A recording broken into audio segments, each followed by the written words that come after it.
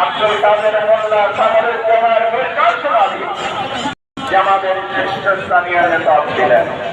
রাজবাড়ী max max সত্যের সন্ধানে রাজবাড়ী max রাজবাড়ী max.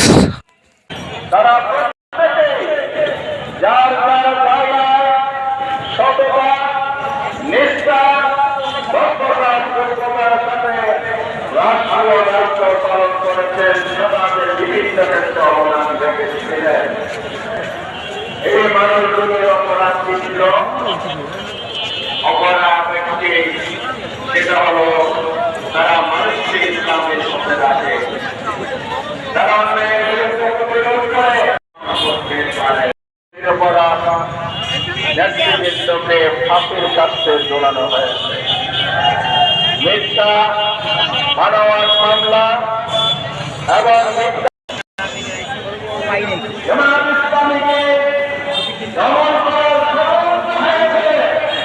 জামাতের জায়গায় ফাঁসি দিয়েছেন, ভোগ করেছেন, খুন করেছেন, অত্যাচার করেছেন, নির্মম করেছেন। আমরা আশা করেছি একটু পরিবর্তিত হয় না।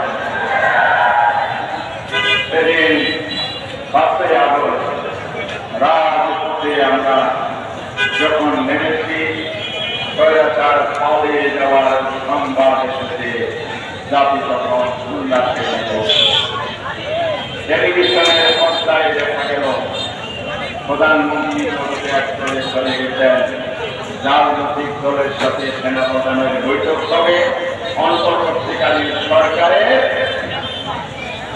উপর ক্ষমতা হস্তান্তর হবে।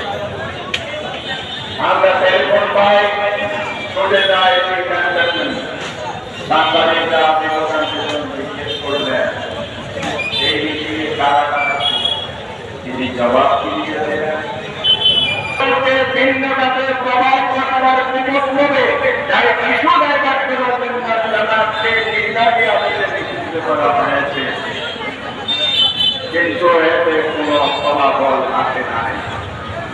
জামাত ইসলামী সেদিন সঠিক সিদ্ধান্ত নিয়ে জাতির বিবর্তনের সাথে প্রতিক্রিয়া ব্যক্ত করে।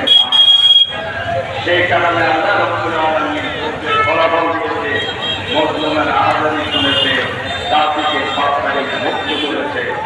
যাকে আপনি নিষিদ্ধ করেছেন, আবার এই দেশের সরকার তার প্রস্তাবের মাধ্যমে প্রত্যাহার করে নিয়েছে।